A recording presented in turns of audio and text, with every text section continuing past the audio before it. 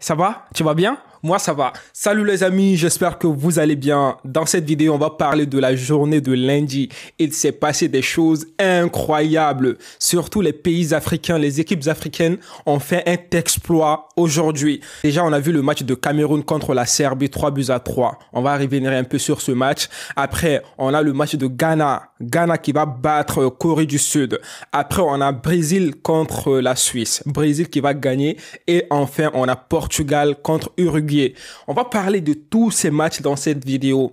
On va discuter ensemble, quoi, tu vois. Donc, les amis, on va commencer par le premier match de la journée qui est Cameroun contre la Serbie. On va parler de Vincent Aboubakar. On a demandé à Vincent Aboubakar après le match son ressenti, comment il a pu faire cet exploit. Vous savez, il s'est inspiré de l'équipe de Maroc. J'ai envie de revenir un peu sur ce match de Maroc. On a vu que le Maroc a fait un exploit contre la Belgique. Le Maroc a montré aux joueurs africains comme quoi c'est possible. Là, ça me donne envie. Tu vois, là, ça me booste en fait. Ça me donne espoir sur ces équipes africaines. Donc, Aboubakar a dit que, en fait, il s'est inspiré en quelque sorte de l'équipe de Maroc dans cette Coupe du Monde. Donc, il a vu que le Maroc a mis de l'intensité. Donc lui aussi, il voulait refaire la même chose avec son équipe, le Cameroun. Il a même dit à ses joueurs camerounais, à ses coéquipiers comme quoi, en fait, vous avez vu le match de Maroc, donc nous aussi, nous devons faire la même chose contre cette équipe de Serbie. On a vu le résultat. Aboubakar est rentré sur le terrain. Il nous a montré qu'il a bien vu le match de Maroc, donc il a fait une belle prestation. Maintenant, on va parler des Black Stars. Oh là là, les Ghanéens. Non, c'était la fête ce soir. Sincèrement, l'équipe de Ghana m'a montré un autre visage dans cette Coupe du Monde. C'était pas comme le match contre le Portugal. Parce que contre le Portugal, ils étaient complexés. Ils étaient pas rentrés dans le match vite. Mais dans ce match de Ghana contre la Corée du Sud, les Ghanéens nous ont montré un autre visage. Sincèrement, moi, je pense que ce match, en fait, c'était l'un des meilleurs matchs de cette Coupe du Monde encore. Parce que on a vu beaucoup de choses. Les Ghanéens ont marqué 2-0. Après, les Coréens vont égaliser. C'est ça qui est incroyable. Ghanéens, ils vont marquer 3e but. Mais les Coréens ne voulaient plus lâcher, en fait. C'est ça, moi, j'aime bien avec ce foot-là. C'est ça que j'aime beaucoup avec la Coupe du Monde. En fait, ils ont tous la rage. Ils veulent tous défendre, en fait, leur pays, tu vois. Ça, c'est fort. On voit dans le stade l'émotion. On voit des gens qui pleurent. On voit des gens qui ont peur. On voit des gens qui veulent que leur pays gagne. Sincèrement, la Coupe du Monde, c'est la meilleure compétition du football. Même si tu n'aimes pas le football, en fait, mais lorsque tu t'assois et puis tu regardes la Coupe du Monde, le stade, tout ce qui se passe autour du stade, du match, l'ambiance, tu vas aimer le football, en fait, tu n'auras pas de choix. Donc, les amis, les Ghanéens vont gagner d'un score de 3-2. Les gars, le top joueur de ce match, on sait tous c'est qui, c'est Mohamed. C'est Mohamed, les gars, c'est Mohamed Kudus. 2 buts. Il a fait un bon match contre le Portugal. Et puis aujourd'hui encore, il va marquer 2 buts. On est content. Qu'est-ce qu'on peut dire de plus? C'est tout simplement que maintenant les équipes africaines là, elles s'y réveillent. Ça fait tellement plaisir de voir des équipes africaines faire cet exploit. On a vu avec le Maroc, on a vu la Tunisie un peu qui est en difficulté. Sinon, le Sénégal aussi s'est réveillé. Et puis aussi le Cameroun s'est réveillé aujourd'hui. Et puis on a Ghana aussi qui s'est réveillé. Ça fait plaisir, On a envie de voir des équipes africaines en 8e de finale. Oui, on peut le faire. Le Sénégal peut le faire aussi demain. Sincèrement, je suis très content pour Ghana. On peut pas dire beaucoup de choses sur ce match. C'est tout simplement que dans ce match, on a vu un état d'esprit des deux côtés qui était tellement haut. Et puis aussi, dans cette équipe de Ghana, moi, je suis un peu fâché là contre André Ayew. Ayew, maintenant, il est vieux. S'il ne peut pas jouer et tout, il faut le mettre en remplaçant. Parce que dans ce match, il n'a pas fait du tout un bon match. On s'est dit clairement les choses. Il commence à devenir vieux. Où il y a quoi là, je ne comprends rien. Mais André Ayew, il faut qu'il fasse attention parce qu'il n'est pas dans son niveau. Moi, j'ai bien aimé le jeu des Coréens, des Sud-Coréens. Parce qu'en fait, ils étaient menés au score, mais avec tout ça, ils n'ont pas lâché. Puis aussi les problèmes des Ghanéens. Sincèrement, ça pourrait faire mal à cette équipe de Ghana, même s'ils vont aller très loin dans cette compétition. En fait, quand eux, ils mènent au score, c'est bien. Mais quand ils sont menés au score ou quand l'équipe revient en fait en force, les Ghanéens, on dirait qu'ils deviennent un peu fous. Ça devient compliqué dans leur tête. Parce qu'on a vu que pendant quelques minutes, 2 ou 3 minutes ou 5 minutes, les Sud-Coréens ont marqué 2 buts. Les Ghanéens n'étaient plus dans leur tête, on dirait. Ils étaient... Je sais pas, ils étaient quoi en fait? Ils avaient quoi dans la tête? Comment est-ce que l'équipe peut marquer 2 buts comme ça? On dirait qu'ils avaient peur. On dirait qu'ils avaient la pression. Donc, ils doivent gérer cette pression, cette émotion-là. Attention.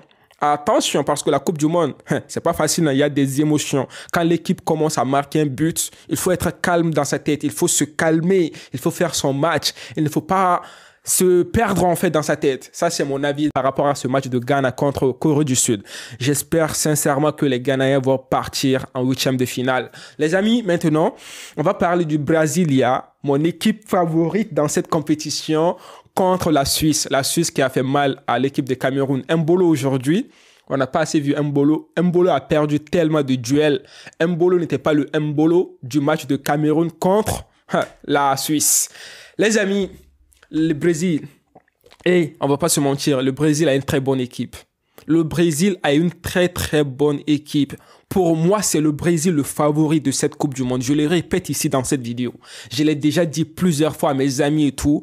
Quand tu regardes le jeu du Brésil, tu vois que tous les niveaux ils sont bien.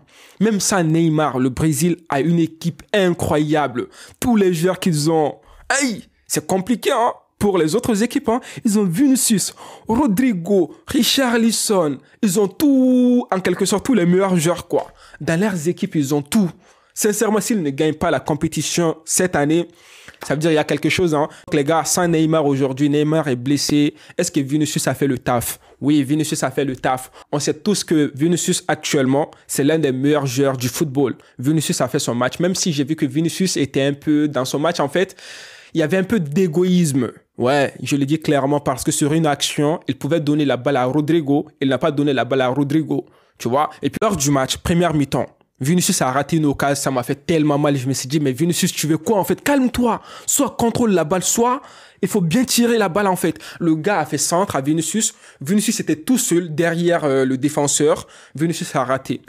Ça fait mal. Et puis aussi, pendant la première mi-temps encore, Vinicius a marqué un but. Un but incroyable d'ailleurs.